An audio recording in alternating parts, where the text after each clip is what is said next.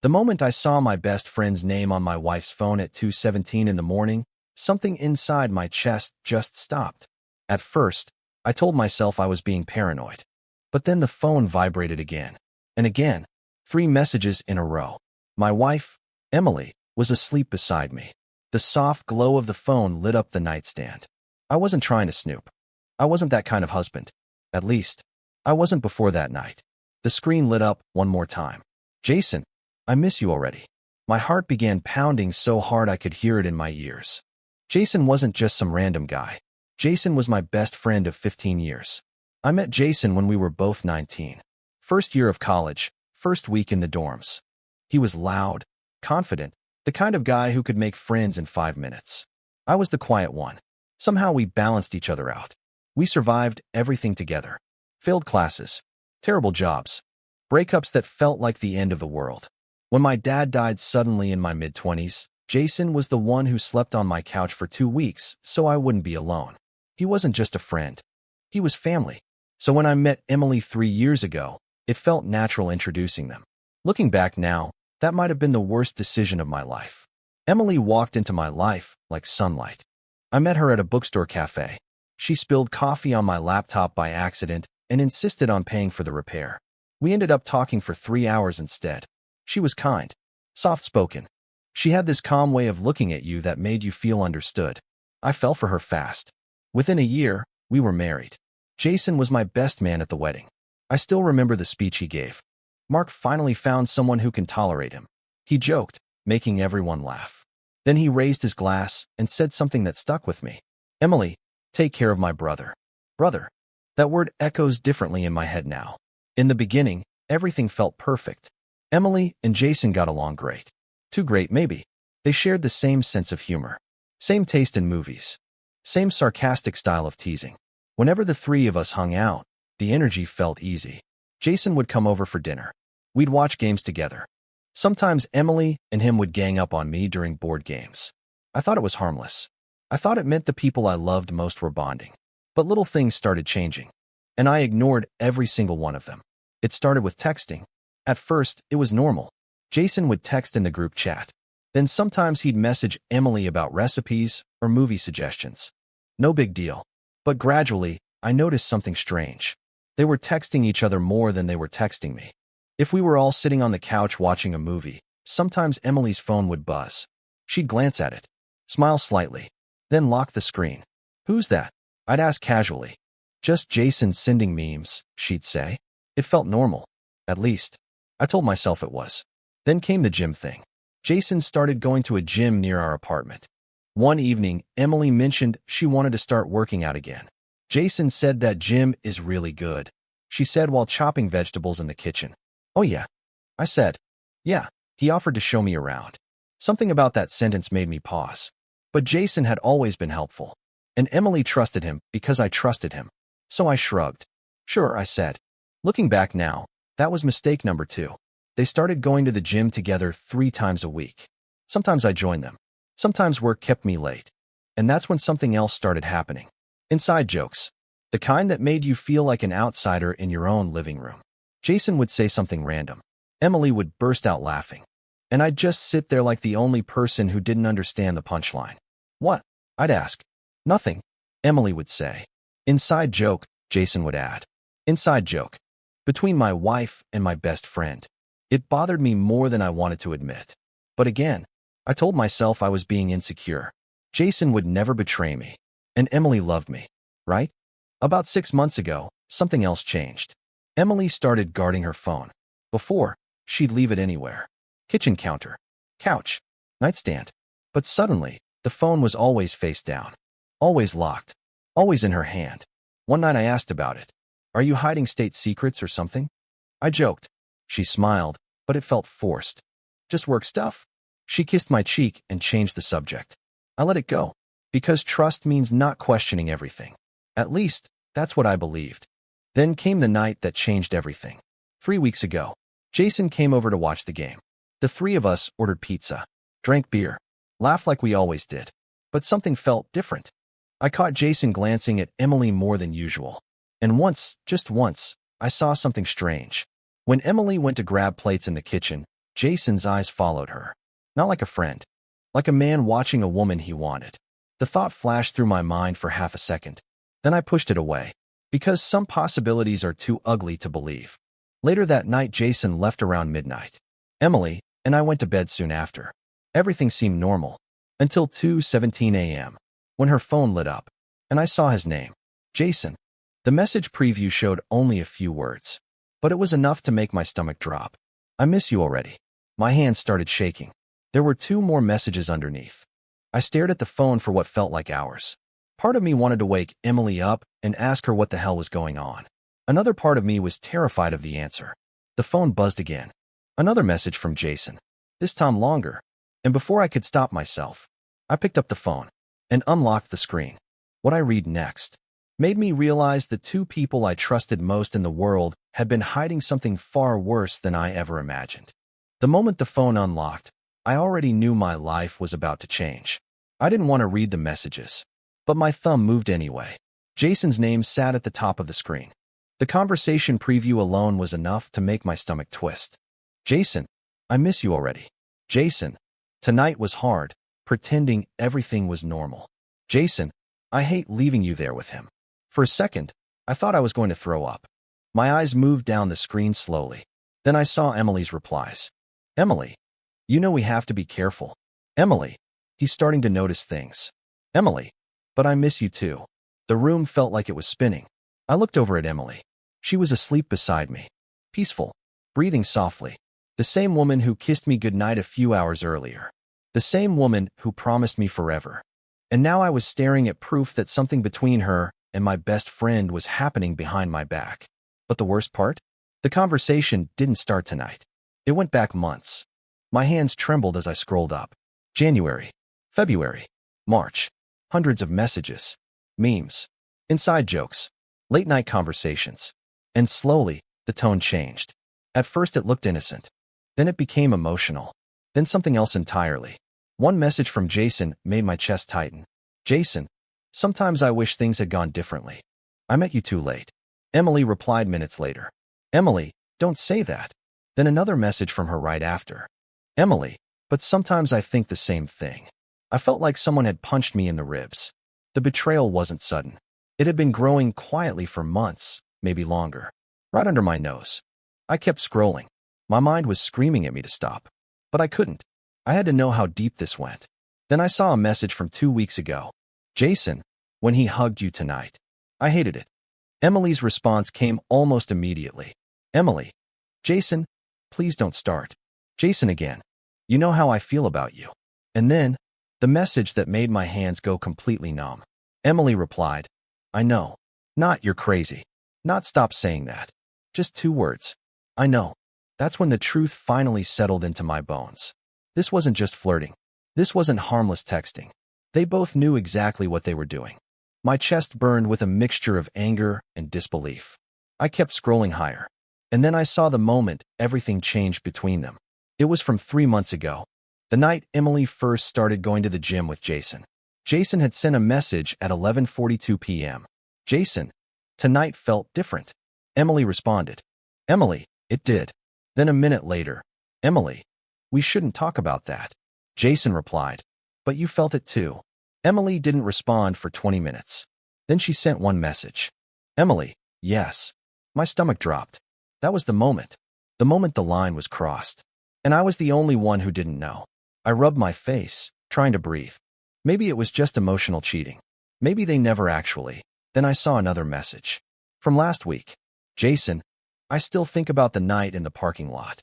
My heart skipped. Emily replied, don't. Jason, you kissed me first. Everything inside me went cold. Emily answered after a few minutes. I know. That was it. No excuses. No denial. Just acceptance. My best friend. My wife. A parking lot. And a secret they were both protecting. I slowly locked the phone and placed it back on the nightstand. My hands were shaking uncontrollably. I stared at the ceiling, trying to process what I had just read. For years, Jason had been the one person I trusted more than anyone. The guy who helped me move apartments. The guy who stood next to me at my wedding. The guy I called when life got hard. And now I knew something horrifying. He wasn't just betraying me. He was pretending to be my friend while doing it. That kind of betrayal hits differently. It makes you question every memory, every laugh, every conversation, every moment you thought was real. I turned my head and looked at Emily again. She shifted slightly in her sleep. For a moment, I studied her face, trying to see if the woman I loved was still there, or if she had already disappeared. My chest tightened. The worst part wasn't just the cheating. It was the humiliation. How long had they been looking at me like I was an idiot? How many nights had the three of us sat in the same room while they kept this secret? How many times had Jason shaken my hand, knowing what he'd done? The anger started rising slowly inside me. Hot, heavy, dangerous. But I forced myself to stay calm, because anger makes people reckless. And right now, I needed to think. Confronting them immediately would be the obvious move. But something stopped me. If I woke Emily right now, she'd deny everything, or cry, or twist the story. And Jason would do the same. They'd close ranks. I'd never know the full truth. No, if they wanted to lie to me, I'd let them, for a little while longer. Because the more comfortable people feel with their lies, the easier it is to catch them. I picked up Emily's phone again quietly, scrolled through the latest messages one more time. Then I saw something interesting. Jason had sent another message while I was reading. Jason, can I see you tomorrow? A few minutes later, Emily replied. Emily, Mark works late tomorrow. Jason responded instantly. So that's a yes? Emily sent a single word. Maybe. My jaw clenched. Tomorrow. They were planning to meet tomorrow. And suddenly, a new idea formed in my mind. A dangerous one. If they wanted to lie to me, I'd give them the perfect opportunity. Because tomorrow night, I was supposed to be working late. But instead, I was going to find out exactly how far this betrayal had gone. And neither of them had any idea what was coming. I barely slept that night. Every time I closed my eyes, I saw the messages again. I miss you already. You kissed me first. I hate leaving you there with him. Him. Not my name. Just him. Like I was some obstacle standing between them. By the time morning came, my chest felt hollow. The sadness was still there, but something else had taken its place. A cold, quiet determination. If they thought they were smarter than me, they were about to find out they weren't. At breakfast, Emily acted completely normal. She hummed softly while making coffee. She asked me about work. She even leaned over and kissed my cheek like she always did. Busy day today? She asked. Her voice sounded gentle, caring. For a moment I wondered if I imagined everything. But then I remembered the messages. The parking lot. The lies. Yeah, I said calmly. I'll probably be home late tonight. Her reaction was subtle, but I saw it. A tiny flicker of excitement in her eyes. She tried to hide it by taking a sip of coffee, but the damage was already done. That one moment confirmed everything. She wasn't nervous. She wasn't guilty. She was looking forward to something. And I knew exactly what it was. Around noon, I texted Jason, just to see how he would act. Hey man, game night this weekend? He replied within seconds. Of course, bro. Bro. I stared at the word for a long time. It's funny how a single word can suddenly feel fake, like it was written by a stranger. At 6 p.m., I grabbed my jacket and pretended to leave for work. Emily walked me to the door. Don't wait up for me, I said. She smiled. Drive safe. Her hug felt normal, warm, familiar. But now it felt like hugging someone I didn't know anymore. I stepped outside, got into my car, and drove around the block. Then I parked down the street where she couldn't see me. The waiting began. 30 minutes passed. Then 40. At 6:52 p.m., Emily stepped out of the building. My pulse quickened. She wasn't dressed like someone staying home for the night. She wore the black jacket I always said made her look amazing. Her hair was done. Light makeup. She looked excited. That hurt more than anything. She got into her car and drove away. I followed, keeping a safe distance. My heart pounded with every turn she made. Part of me still hoped I was wrong. That maybe she was meeting a friend. Maybe this whole thing was a misunderstanding. But deep down, I already knew. After 15 minutes, she pulled into the parking lot of a small bar downtown. The place Jason loved. My stomach twisted. She parked, then waited in the car. 5 minutes later, another car pulled in. Jason stepped out. Even from a distance, I recognized him immediately. He walked toward her car, and then something happened that made my chest tighten. Emily stepped out and smiled when she saw him. Not the polite smile she gave strangers. Not the casual smile she gave friends. It was the smile she used to give me. They hugged. But it wasn't a friendly hug. It lasted too long. Jason whispered something in her ear. Emily laughed softly. Then they walked into the bar together, side by side, like a couple. I sat in my car staring at the entrance. Every part of me wanted to storm inside right then, to punch him, to scream at both of them. But I stayed where I was, because anger would only give them an easy escape. Instead, I waited. About an hour later they walked out. Jason had his arm around her shoulders. That alone felt like a knife twisting in my chest. But the worst moment came next. They stopped near Jason's car. Emily looked up at him. They talked quietly for a few seconds. Then Jason gently touched her face and kissed her. Not a quick mistake. Not a confused moment. A slow, comfortable, familiar kiss. Like they had done it many times before. I felt something inside me finally break. But strangely, I didn't explode. I didn't yell. I didn't cry. Instead, a strange calm washed over me. Because now there was no doubt. No confusion. No maybe. The truth was right in front of me. And they had no idea I was watching. Jason opened his car door. Emily got in. They drove away together. And I followed again. This time my hands were steady on the steering wheel. Because now, I knew exactly what I needed to do next. They drove to Jason's apartment. Of course they did. Emily stepped out of the car. Jason placed his hand on the small of her back as they walked to the building entrance. That simple gesture made my jaw tighten. It was the kind of touch couples use when they think no one is watching. The door closed behind them. I sat there in the parking lot for several minutes, letting reality sink in. My best friend, my wife, together in his apartment. And they both believed I was at work, completely clueless. But here's the thing they didn't know. While I sat there in that car, something in my mind had already shifted. This wasn't just about heartbreak anymore. It was about respect. And neither of them had shown me any. So if they thought they could lie to me, if they thought they could humiliate me like this, then they had just made a huge mistake. Because the next move was mine. And what I did next was something neither of them saw coming. I sat in the parking lot outside Jason's apartment for almost 20 minutes. The building lights glowed softly against the dark sky. Cars passed by occasionally, but everything inside my car felt silent. Heavy. Final.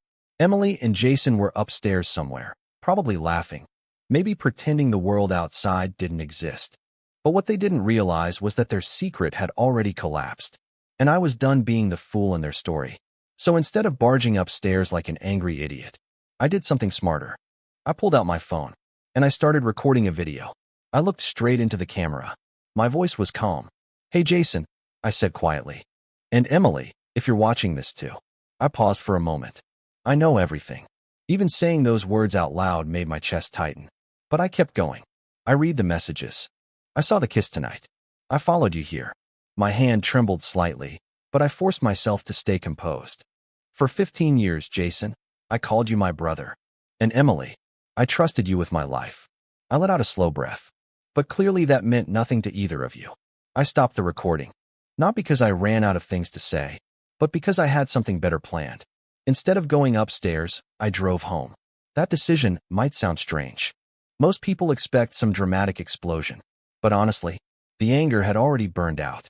What was left was clarity. And clarity told me one simple thing. People who betray you don't deserve a dramatic scene. They deserve consequences. When I got home, the apartment felt different. Like a place that belonged to a past version of me. I walked slowly through the living room. The couch where the three of us watched movies. The kitchen where Emily used to cook dinner. The hallway where Jason once helped me carry furniture when we first moved in. Every memory suddenly felt fake. Like I had been living inside a story that wasn't real.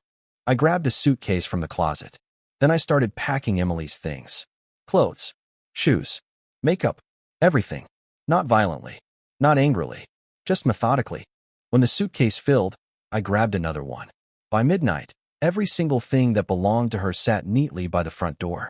Then I sent 2 messages. The first one went to Emily. "Hope you're having a good night." She didn't reply immediately, but 10 minutes later she did. "Just out with a friend. I'll be home later." I stared at the screen. Even now, she was lying. I typed one final message. "Good. Don't rush." Then I sent the video and turned my phone off. I slept better that night than I had in weeks. Not because I felt happy, but because the truth was finally out. And lies lose their power the moment they're exposed. The banging on the apartment door woke me up around 3 a.m. Loud. Panicked. I got up slowly and opened it. Emily stood there. Her face was pale, her eyes red. Behind her, Jason stood in the hallway. For a second, none of us spoke. Then Emily looked down at the suitcases by the door. Her voice shook.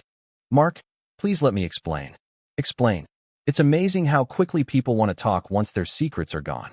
I leaned against the doorway. "You already explained," I said calmly. Jason stepped forward. "Bro, listen, don't." I cut him off. That single word stopped him.